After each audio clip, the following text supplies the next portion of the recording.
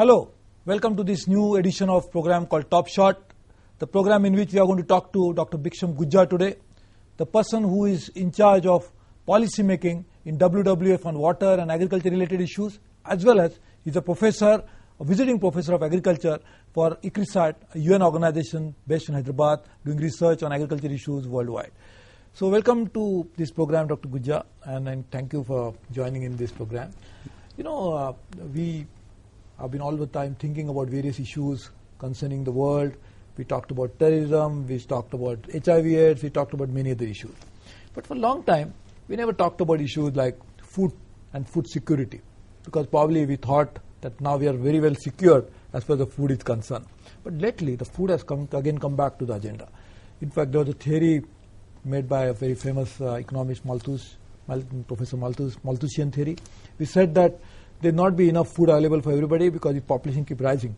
But technological advancement of that time really proved him wrong. But now again, I think that again theory seems to be holding good. We really think now that there's going to be a serious challenge. So as an expert on this field, having done so much of research, you made a very recent presentation on this. I was just would like to know, for the benefit of the viewers, what do you think is a real challenge now? Is the food again back on the global agenda? First, let me thank you for having me on the Top Shot. And I think, as you said, I think when the world is just thinking that there are much bigger challenges, but we seems to be back to the square one, that where we left 30 years ago, the global challenge of food. We are exactly the same place where the food is becoming a major global topic and a major global agenda. It's good and bad. I mean, like as you said, the technology has certainly contributed, but that same technology also seems to be part of the problem. And maybe we need to look at the new technologies, new solutions. I think the food issue is interrelated. I think it is not the food, the quantity in itself, but the type of food, where it is produced, where the poorest of the poor has an access to it. But one thing is that the world has made a phenomenal progress from Malthusian. He proved wrong. Certainly, this challenge we will overcome. But we need to realize that a country like India with 1 billion people, we do have a serious challenge about as basic as food and the quality of the food. And so India is also a major player in the global markets, both in stabilizing or in destabilizing the global food market. And but also when we had 30 years ago, the solutions were somewhat different, but now they're radically different. That's what the challenge comes from the policymakers, and particularly people like you, and then also parliamentarians to look at it. But if you do the old way, probably the food problem may not be. What are those issues? Is like the three things in India. One is we have reached, for last almost 20 years, there is no net increase of irrigated area, in spite of the massive investments, even though it might have increased a bit and decreased, but there is no significant increase because various factors. I'll come to that. And for that, the water has become a major issue.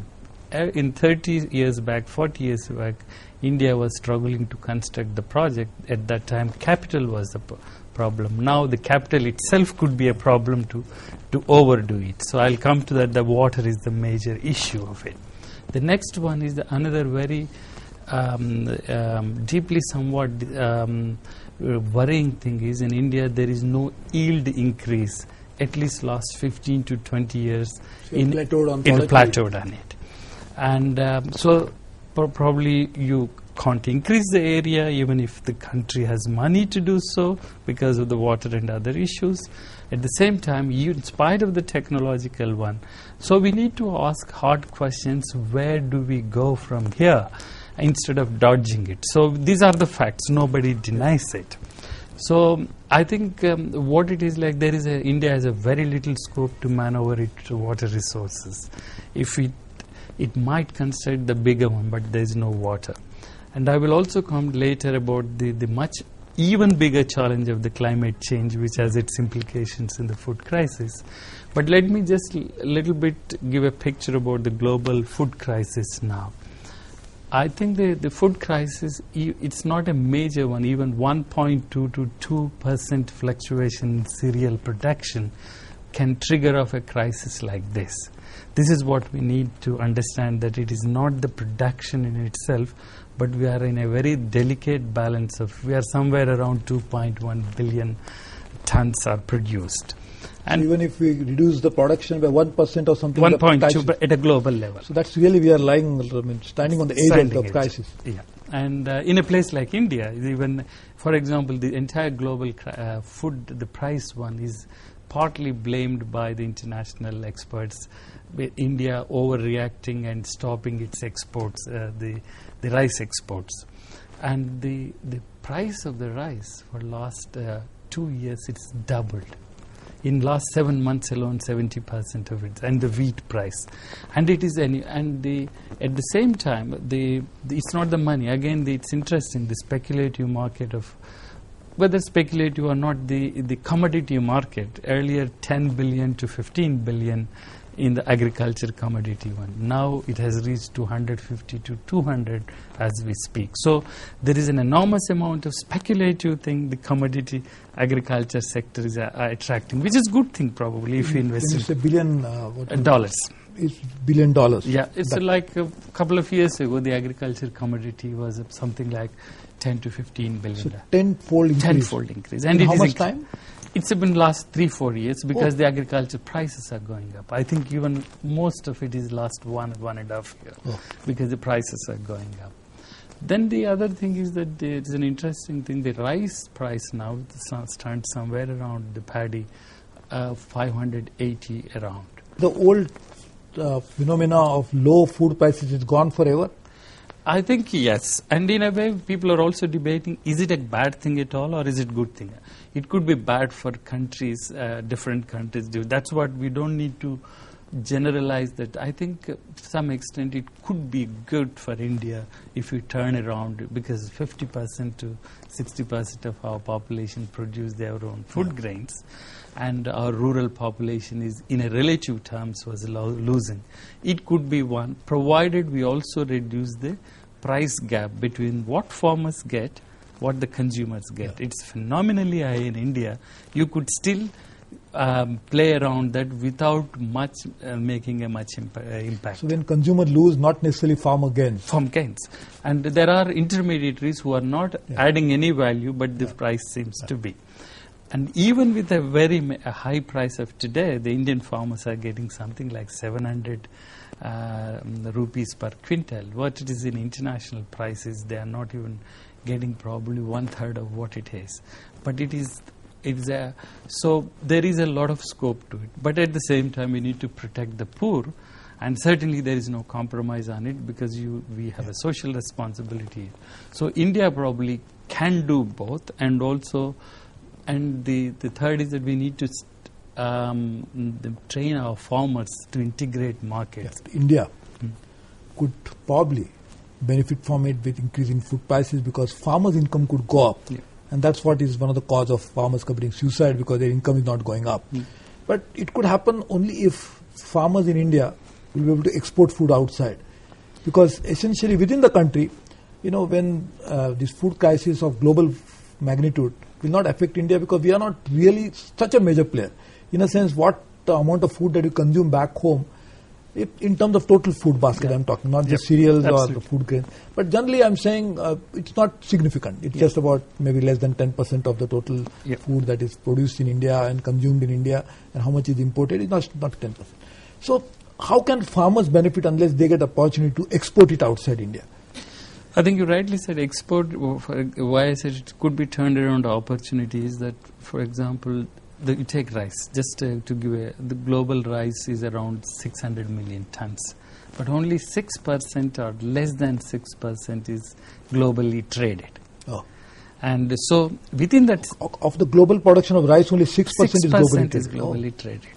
And this is what with the global trade, even though the prices may be one, I think the access to the global market by Indian farmers, this is where we are coming. I think the India, by increasing its production without compromising its ecological, and that's where I come a little later, what the part of the solution is.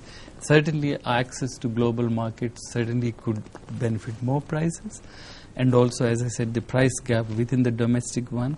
So that's why we don't need to be generally panicked that the food prices, provided we have a safety net for the poorest of the poor, and also training our farmers to do high value, low input kind of agriculture, integrating some extent with the global markets without compromising our food safety. So as a beginning I said, it is a new ball game altogether in terms of the food policy, which is linked with our water resources. So we can't certainly, even though however desirable some may argue, that we have to play a different kind of policy kind of choices, policy game, some extent integrating with the global market. Whether or not that is right, that's a different debate, but it's going to come soon. So that's a challenge we have to face.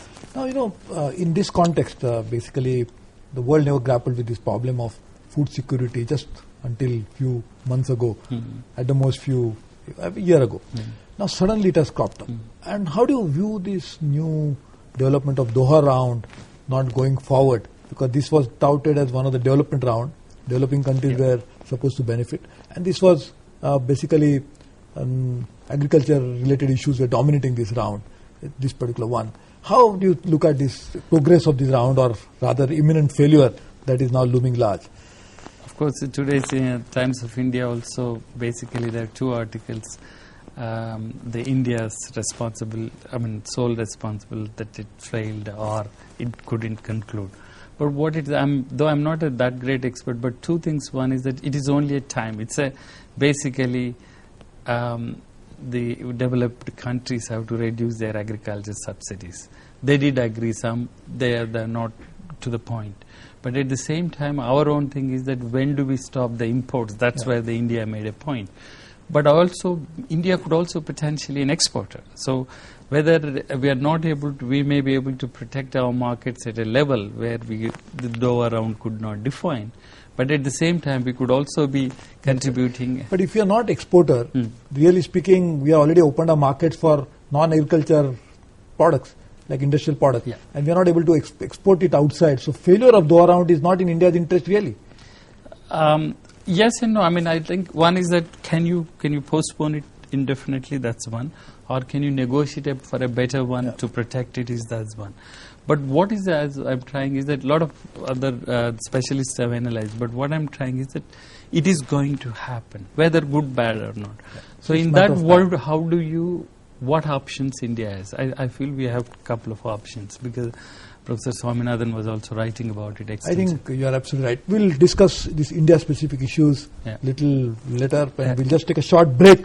Don't go away. We are talking to Dr. Biksham Gujja, the head of policy research in WWF International, organization based in Switzerland, trying to look at water and related issues. And we are going to come back soon talking about how India should respond to this food security challenge, what the policy changes that we will need back home. That's what we're going to discuss. Don't go back. We'll join you soon.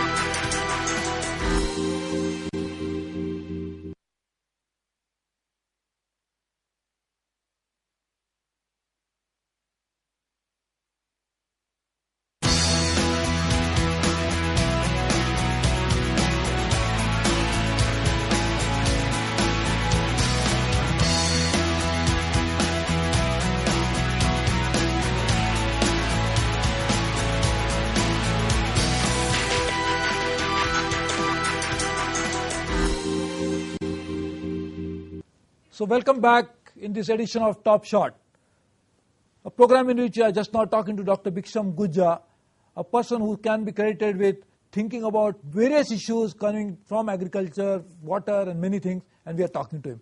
So welcome back to this program, Dr. Gujja. We are talking about the food crisis that is coming up in the world. But we can't say that it's a world problem and India is insulated from it. It's also a problem for us.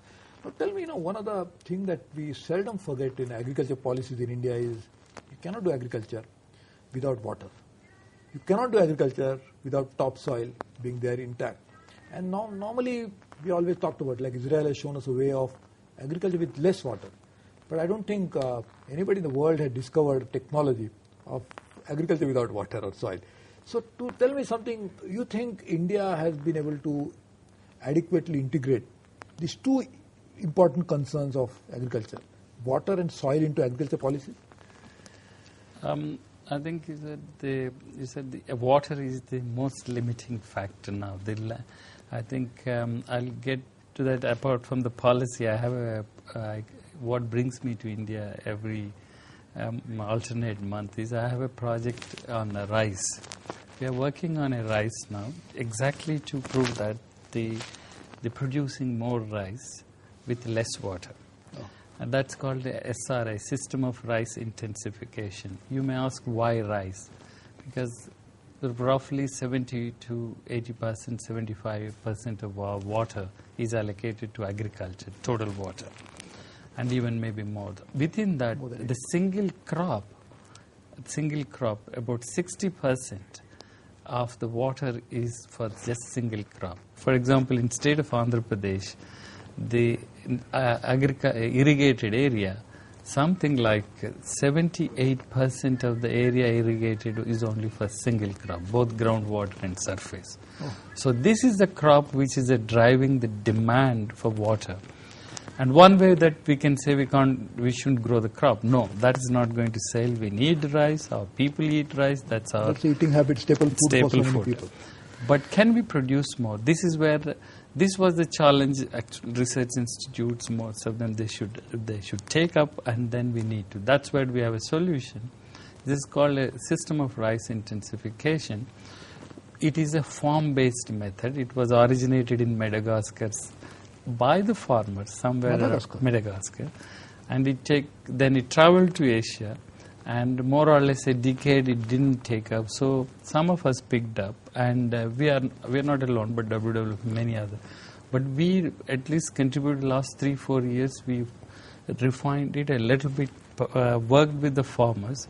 It definitely proved several things. One is you can increase the production of rice at least 1 ton per hectare wherever your base is, because India produces 3 tons a national average. If a farmer is producing 5 tons with irrigated, you can easily produce 6 tons. If he is producing 6, he can. And there are reports that the 50% increase, even 60, 70. But minimum 10%. Minimum. So this is where our current thinking is, that we have a seed-based technology approach. So our scientists, our institutions were basically 30 years ago, we needed a high variety yielding. So we convinced the farmers that this is a way to go. But now we reached that a kind of a plateau. It couldn't increase. On the contrary, your chemical fertilizers have to be increased. So the net profit for the farmer is actually dwindling. On the contrary, you're putting the water resource. So our interest is that can we protect our water resources without compromising the food security. So you can increase the food production without increasing the water supply, water intensity. Yeah. This has a 4 or 5 simple principle. One is you have to plant a single seed. In the conventional method, you just put a lump of it, but wide spaced. And single seed, wide space, with less than 10 days old. And the mental block for the farmers and scientists is that, even for me when I saw, looks like a joke. But it works because agronomically the plant takes more profuse root. So until now we only looked on the top of, but now we start looking at the efficiency of the plant to extract the water. The other is that many people don't know now that it is the water. Rice doesn't require water, stagnant water. Actually, we use water to control the weeds. And that is amazing kind of thing. Many scientists also, rice doesn't require standing water to grow in order to control the weeds. So we are basically wasting the precious water resource, which was not the case 30 years ago, but now is the water is limiting to control the weeds. So in order to control the weeds, we have a small weeders, and which we need to perfect, but it is working. So it increases, okay, without getting into details, we do have a lot of reports, but it increases the production of labor, water, land at the same time, but while reducing the chemical input.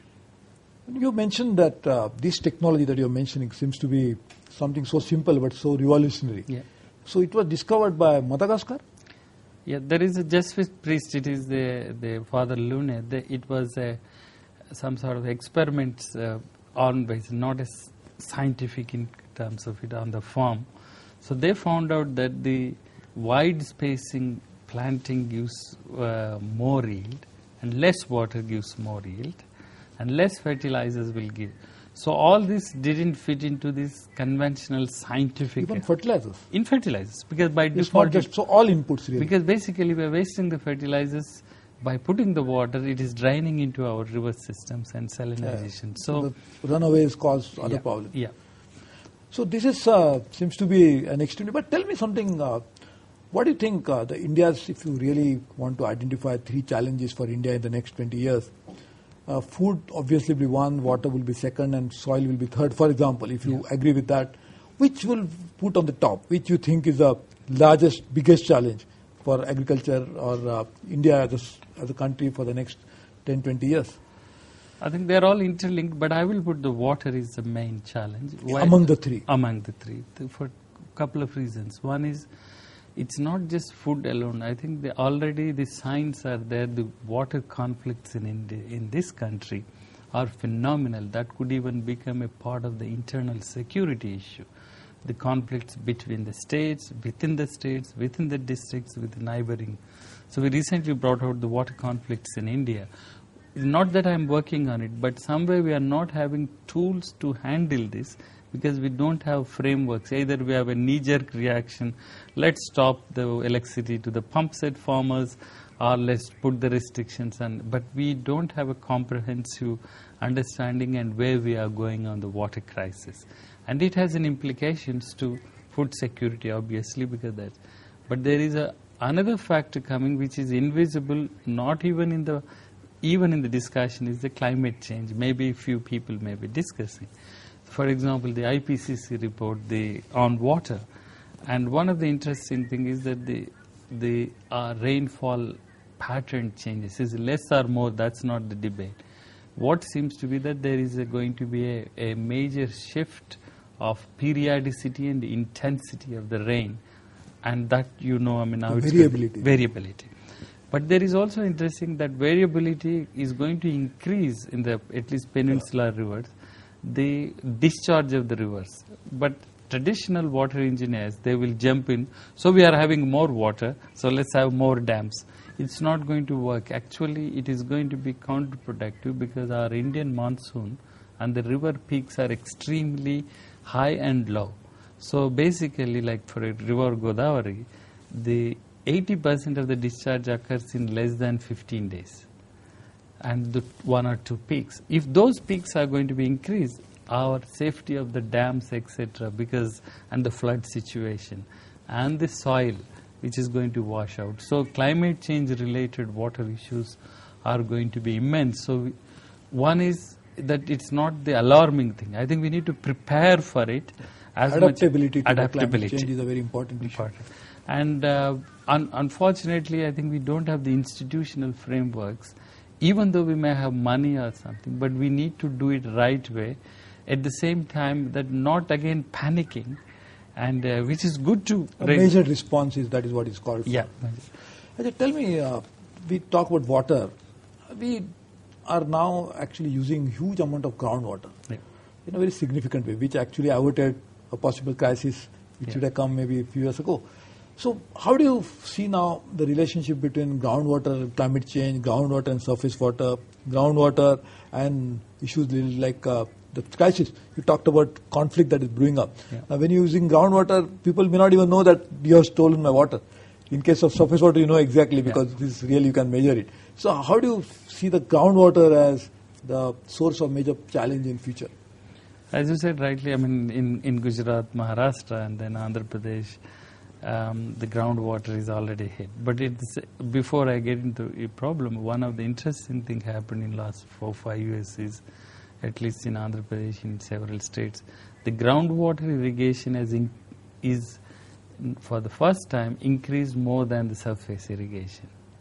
What it means is that the private farmers, with their saving money, they dug the wells, but they are in an enthusiasm and then to irrigate more and produce more, and of course they're contributing the national wealth, but they are also cutting each other resources because it is invisible resource, as you said.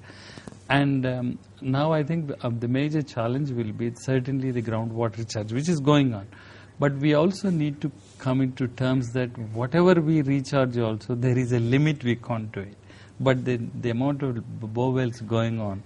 So I think probably we need to have some sort of mechanism where I wouldn't say water pricing at a community level, not necessarily with the taxing, but which at least regulates the community level to the without penalizing the poorest of the poor. But otherwise we may come to a situation of the cutting everybody's one, and then at the same time a social problem, again the food security. As you said, the groundwater is going to be a major challenge to manage. Because of climate change, probably even the saline water, because of sea level rise going up, might just seep in and then it gets contaminated with the groundwater, is lost forever. And that's one. The other one is the soil temperature are going to variability. So the water in the soil is the more important, because that may change because of the climate change. So I think at a global level and country level it's okay, but also we need to get down to the farmers level, what solutions we can. Maybe it's possible to introduce to the farmers to water harvest, at the same time claim some benefits from the community, which is happening a little bit. But certainly groundwater is going to be a major issue. You work in several countries, being at WWF, which has branches in almost all the countries. How many countries do you have? We operate about 100 countries. 100 countries. Yeah. So tell me, India actually has to also learn from others. So how do you think China has been able to face this challenge, and have they really been able to provide a good response to these problems? Compared to India, China's water resources is even precarious, but the management, relatively, not again glorifying, I think their water productivity is relatively high. In the industrial sector, for example, normally global water computations take place. I think if for cubic meter, so India is reported to be producing something like $3.5 or something. The China is something like 4.5. It's not very high compared to it, but significantly high. The agriculture productivity is very high. For example, take rice. We never crossed more than 3.2 or something per hectare. And China, the same level reached in 1964. Now the average productivity of rice is 6.1, around 6 nationally. Of course, there are areas totally irrigated, we have problem, but still, what it is there... But almost the same arable area, like if you it's take much less term, much less. Much less than India. India is the highest irrigated area in the world, in the rice, and but the second producer. The China is the second irrigated area, but produces more because their yields are very high. That's why, as I earlier mentioned, I think we need to work on the yield gap with less water, less fertilizers, and that should be our national strategy without, again, compromising. For example, just increasing 1 ton with SRI, you could meet your, it is possible for 2050 goals, and without increasing an area and without even constructing the dams, etc. So our thinking should focus, what is our goal is to increase the food production.